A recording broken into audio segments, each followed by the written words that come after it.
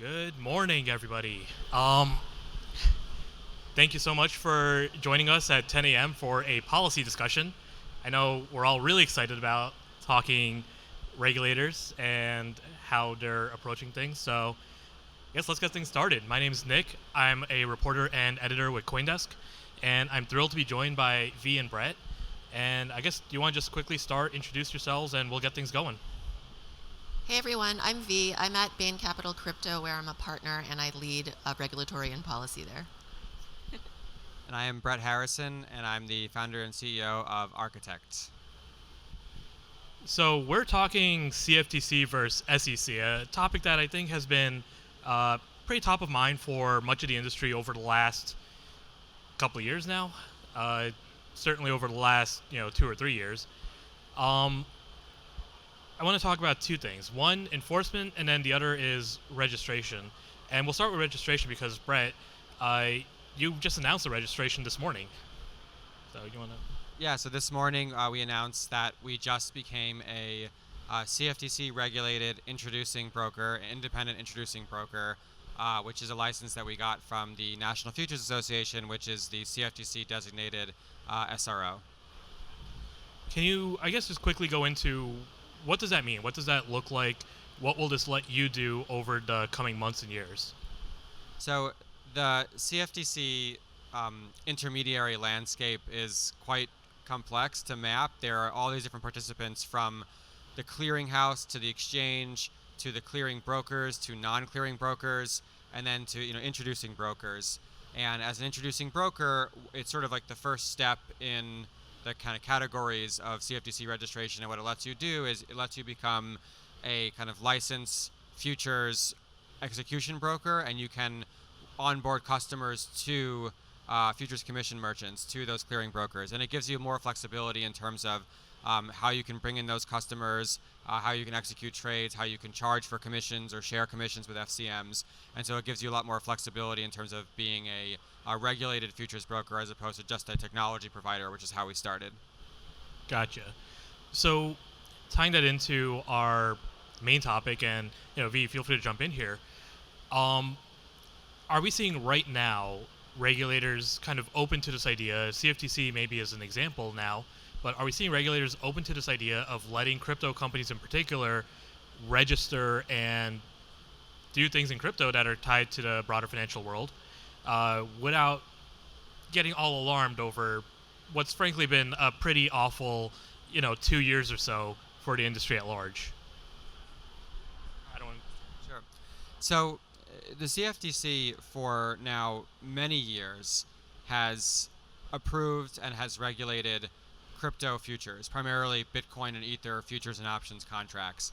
And so they have been some of the most kind of forward-looking regulators in terms of getting actual regulated vehicles for people to get exposure to these products using kind of the traditional market structure, in this case, the futures markets.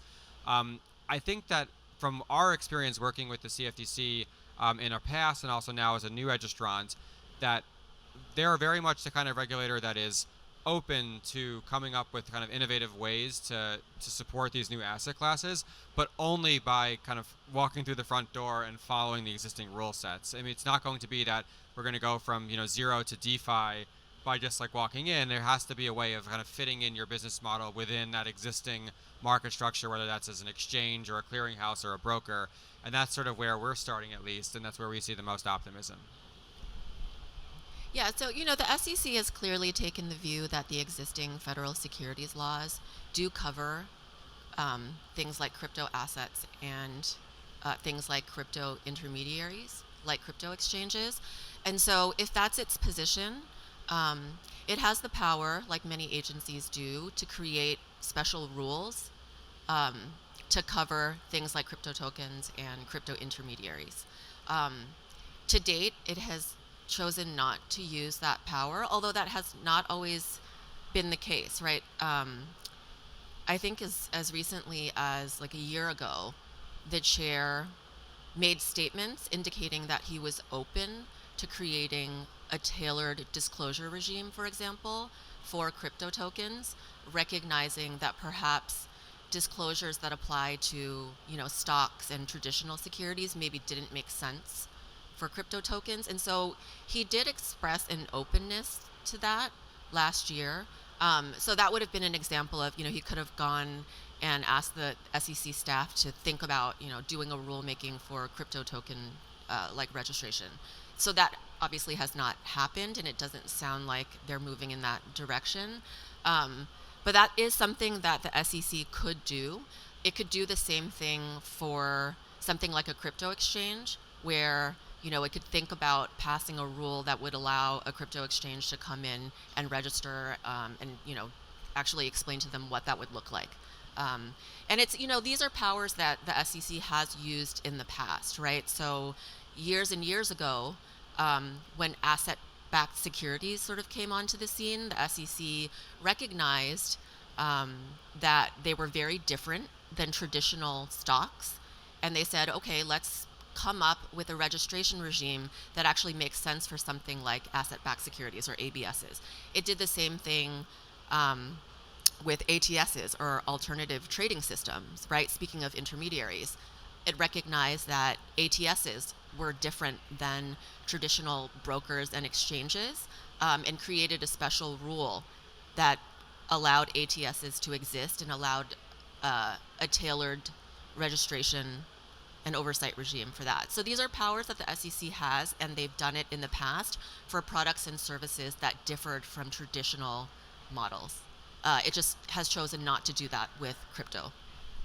And obviously we're in this mess in the first place because the SEC regulates securities, the Commodity Future Trading Commission regulates commodity futures, but no one has explicit authority to regulate spot commodity markets. So spot gold, spot corn, spot butter, but also spot Bitcoin. And it's this, huge hole in the regs, and so neither agency feels that they have the kind of congressional authority to be able to kind of create these kind of rules over the spot markets. And this is why we're kind of in this very strange gray zone in the middle, and why until there's actual legislation that makes that clear about who has either the market authority or the anti-manipulation authority, we're kind of in this no man's land. And I mean, Bitcoin and ETH alone are something like 60 to 70%, right, of all like crypto trading volume. Yeah. So, I think the SEC would. The chair has said this, right? He doesn't consider Bitcoin, at least, a security. Open question, I guess, whether the SEC believes Ethereum is a security. But assuming that they don't, that's a huge, percentage of all crypto trading. And so the fact that it's not clear which regulator has authority over spot market trading in just those two tokens is a huge regulatory gap that I think Congress needs to fill. And so this is getting at the heart of this debate, right? We've seen both SEC Chair Gensler and CFTC Chair Benham go before Congress and say, we need some clarity here. Again, Chair Gensler, I think, is pretty comfortable saying that non-Bitcoin, non-Ether cryptos are securities and therefore subject to the SEC's enforcement and regulation. But, when we're talking about the main two actions, I'm going to phrase this in a pretty bleak way. Is there any hope of Congress getting something across the finish line, at least addressing, the biggest cryptos out there right now? I think there's hope. I think there's sort of two potential approaches that they could take and they could follow through with. So sort of like the narrow, tailored approach of how do we make effective rules over the kind of most systemically important applications of digital assets today, and that starts with stablecoin. So there are some approaches to make very tailored stablecoin bills that create a disclosure regime, create auditing requirements, creating certain backing requirements, and I think just that alone would be tremendously beneficial to the industry as a whole because of how much stablecoins get use every single day and are incredible for things like cross-border remittances and for collateral management. For the broader, bill attempts to, for example, create entire new regulatory regimes for digital assets and create either, interagency sharing jurisdiction between SEC or CFTC, or give part of it to CFTC, be part of it to SEC. These bills are very complex in the way that they're approached, and I think that they're going to take a lot more scrutiny and time and markup before we'd ever really see them get through. I mean, I think next year would be the most hopeful we could be, but it really depends on kind of like the political dynamics at the time, whether this is going to be seen as a priority or not, because you have many legislators saying, why are we focusing on this? There are plenty of other priorities out there, and therefore they're not spending their time passing this sort of thing through. Yeah, and not to mention DeFi. I mean, that's like a whole, I think that will be very complex, which is why I agree with you. I think they should prioritize sort of the low-hanging fruit first, right? I think stablecoins are a good example of something that is relatively straightforward because it sort of looks like things that they're used to regulating, right? So it would be like under a prudential regulatory regime, which just means it's, like stablecoin issuers would be regulated a lot like banks, and there would be collateral requirements, reserve requirements, prohibitions against rehypothecation and things like that. So I guess that differs a little bit from banks, but like it's something that they're more familiar with regulating. So I would hope that something like that could get done maybe by the end of the year or within the next year, but I'm not as optimistic on a lot of the other market structure stuff. So, well, that's kind of at the heart of this thing, right? So next year's an election year. At some point, everyone in DC is going to go back to their home districts and try to keep their jobs for another 2 to 6 years. We have the stablecoin bill. It's passed out of the Financial Services Committee. It's going to a floor vote, I think, in November, give or take, around then. How does that bill get through the Senate? Or how does it get at least through a committee vote in the Senate? So there is a... Or if it doesn't, Yeah, I mean, the House Financial Services Committee created a digital assets subcommittee this Congress, right? So this is a totally new thing. And they've been hyper-focused on, getting stablecoin legislation and other market structure legislation around crypto at least out of the subcommittee. So there was a flurry of activity this summer, for those of you who weren't following. And a bunch of those bills actually made it out of the subcommittee, which is historic, I think, right? So the question now is, it goes to... Oh, and I should mention, it made it out of the subcommittee with bipartisan support. Like maybe, right. I mean, more Democrats voted for it than I actually expected. I think most Republicans on the... Not just the subcommittee, but the entire financial... Yeah, exactly. Yeah. The entire committee. So that just means now, at some point it'll go to the entire House for a vote. And so the question is, now you're talking about, 400 plus members. The vast majority of them probably have not been following these crypto bills that closely and don't understand it as well as maybe some of the members who are actually on the subcommittee. So I think it's just going to be a process of educating them and getting them comfortable enough to even, have a position on a lot of these things. So.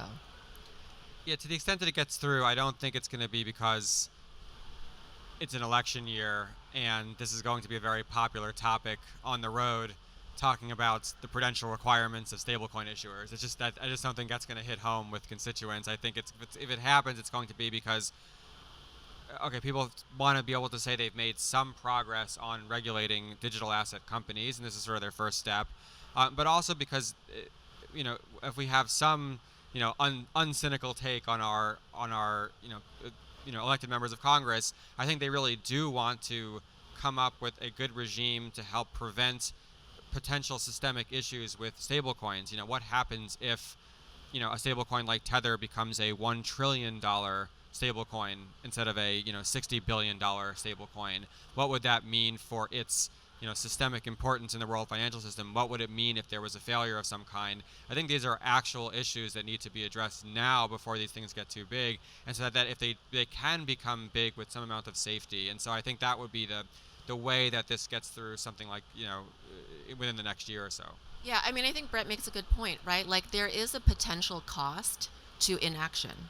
Like, there could be more blow-ups coming or more fraud or, like we were saying, there are regulatory gaps right now, right? The courts are starting to weigh in and they're making that clear that in the opinion of some judges, there are entire classes of token purchasers or investors who are not covered by the securities laws. I mean, the judge in the Ripple case this summer, in her motion for summary judgment, she ruled that the institutional investors who bought XRP directly from Ripple were covered by the federal securities laws, so those transactions were investment contracts under Howey. But she said that the retail purchasers who purchased XRP in blind bid-ask transactions on these secondary, in the secondary markets, that those transactions were not investment contracts, not covered under Howey, right? So if you're a member of Congress and you see a decision like that, right, you're seeing that these retail purchasers in those kinds of circumstances are not protected by the federal securities laws. So if you're okay with that status quo, right, as a member of Congress, then I guess no need to pass new legislation. But if you're not okay with that outcome as a policy matter, I think that should put pressure on you to start thinking about, well, maybe we do need tailored crypto legislation. So, and jumping on, I think it's fair to say there were a number of blowups last year, starting in June with Celsius, kind of continuing through, unfortunately FTX blew up, going through this year, Genesis filed for bankruptcy. I guess, to the extent that we're talking about regulators looking at this and saying, oh, well, this is probably not good. What effect are these blowups having on, kind of the enforcement actions that we're seeing right now, that we see in settlements and lawsuits continuing? I think that regulators are in a difficult position that we have to empathize with, where they are being pushed to allow for innovation and for the new creation of different kinds of products and market structures. At the same time, they are the first people that people look to when something goes wrong to say, why didn't you see this coming? Why didn't you fix this? So of course, when we were in this kind of period of exuberance where everything was going very well for crypto, they were very open to the idea of trying to, for example, even come up with rules that could support DeFi, or at least can help kind of create regulatory regimes for the kinds of market structures that exist offshore to bring them onshore. It's a lot of what we were working on with LedgerX, back in, over a year and a half ago. Now, in the present day, after all of these blowups and ordinary retail investors lost money, they lost their trust in the institutions that were providing these products to them. Of course, now the regulators have a different job, which is to make sure that doesn't happen again. So it's not presently really the time for, pushing for innovation. And so, of course, things are more in a backwards-looking step right now. But there's always the pendulum to this. And I think if we kind of bring responsible companies, responsible actors into this space, if we are engaging in positive dialogue with regulators, including the SEC and especially the CFTC as well, then we will get back to a point where, they will be way more open to trying to push forward with the new technology in this industry the way that I think they were more about 2 years ago. Yeah, I mean, I think it's hard to overstate the impact that the events of last year had on Congress's willingness to, work with the industry and to pass crypto legislation. I think, if you look back to the White House issued an executive order last March, where it was, so I think surprisingly to many of us at the time, very open-minded to creating sort of a comprehensive regulatory regime. It called on a number of agencies to do reports studying both the risks and the benefits of this technology and this new asset class. And Congress sort of heeded that call and really started, I think, working in a more bipartisan way at the time to come up with pretty comprehensive regulatory frameworks for crypto. But I think the events of last year just really changed the attitude of a lot of members of Congress, and now I think it's much more hostile, right? And the regulators also responded to what I think they feel was a crisis, and maybe still is a crisis, right? I mean, I think it's they felt like they needed to act, like Brett was saying, right? They're in a difficult position because, when bad things happen and they fail to prevent it, they get, a lot of flack for that, but they don't necessarily get credit for doing things that will maybe foster innovation. And so I think the incentive there is to take a very aggressive and like very cautious approach, which I think you're seeing play out more with, maybe less so with the CFTC, but certainly I think that's the approach the SEC has taken. So. So we're also seeing, some lawmakers starting to weigh in on some of the lawsuits that we've seen filed. I think it was, we saw a lawmaker weigh in an amicus brief in the SEC Coinbase case, talking about how Congress is investigating this and bringing up the major questions doctrine, which, for those of you in the audience, if you're not super familiar with that, it's a Supreme Court ruling from a couple years ago that basically said federal regulators shouldn't extend too far beyond their congressional mandate if they're trying to regulate areas of significant economic interest. And, again, we're talking about lawmakers working on this. They're introducing bills, committees are passing them, but it still seems unlikely, right, that we'll get a bill through the House, the Senate, and the President's desk into, let's say, the near future. So looking through, at least the next 12 months. Isn't there a cynical take out there where you can say that some of the crypto's allies in Congress might be, kind of providing and creating this major questions doctrine issue for crypto companies, despite the fact that, Congress is investigating, but they're not going to do anything about it right now, hampering the regulatory agencies in the process? I think that, again, regulators are in a tough position here where I think they're looking for any sign from Congress, even if, let's back up for a second. When these bills are proposed, yes, it's obviously very important that they get passed, but even before they get passed, if there's a clear sign, for example, that the Congress is willing to consider giving the particular mandate to either one or both agencies, that will give them the confidence that they need to be able to actually proactively create rules, because obviously the laws are very gray in this area. Either agency could really step out and say, okay, we are taking charge of this particular asset class. We're going to create rules. We don't need to wait for a bill to be completely passed through. And so I think that it's not entirely cynical. I think even just seeing support on the Hill for at least supporting crypto companies in spite of everything that's happened, for sort of supporting their particular views and making sure that regulators aren't stepping too far and trying to very precisely prescribe what companies can and cannot do. I think that's ultimately a necessary and important first step, so that we actually do see eventual regulatory action that will work and be proactive instead of just enforcement action.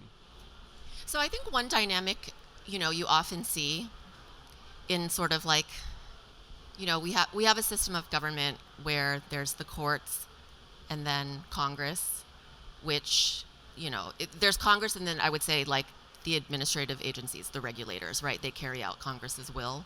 And then there's the executive branch. One really interesting dynamic I think you see a lot, and you're starting to see it more in crypto as judges, like I was saying, are beginning to weigh in on these cases, making their way through the courts, is, sometimes the judges will say, actually, like, to the regulator, you can't do this. Like, you're going beyond what your authority is under the statutes. And that's sort of like a call to Congress, perhaps, to do something about that, right? To either amend the law to make it more clear, to pass a new law, whatever it is, right? So courts sort of talk to Congress in that way, right? So like for something like the major questions doctrine, even if it's true, and I agree with you that we're unlikely to actually have legislation come out of Congress anytime soon, Congress probably still would take that as a signal that they should be doing something, right? It would be like the Supreme Court's way of telling Congress, we think crypto, or whatever it is an economically and politically significant area, and you guys need to pay attention to that, right? And the regulators are doing things that we think they shouldn't be doing. So that's a call to Congress, right? And I think for that reason alone, it's important, even if we're unlikely to get legislation anytime soon. Gotcha. So, we've got about 4.5 minutes left. I just want to kind of close things out. get each of your takes. Who is the right regulator for some of these kind of gray area markets right now? Is it the SEC? Is it the CFTC? Should there be a joint, something going on? How are you looking at this? I'll take a shot at this. So let's first talk about where we are today. So for 4 years now, the CFTC has regulated, Bitcoin and Ether futures and options markets. They have been, for example, listed on the CME now for many years. As part of that, they also have the ability to regulate the custody of spot crypto, because that it can be used in clearinghouses that clear these futures and options contracts on cryptocurrencies.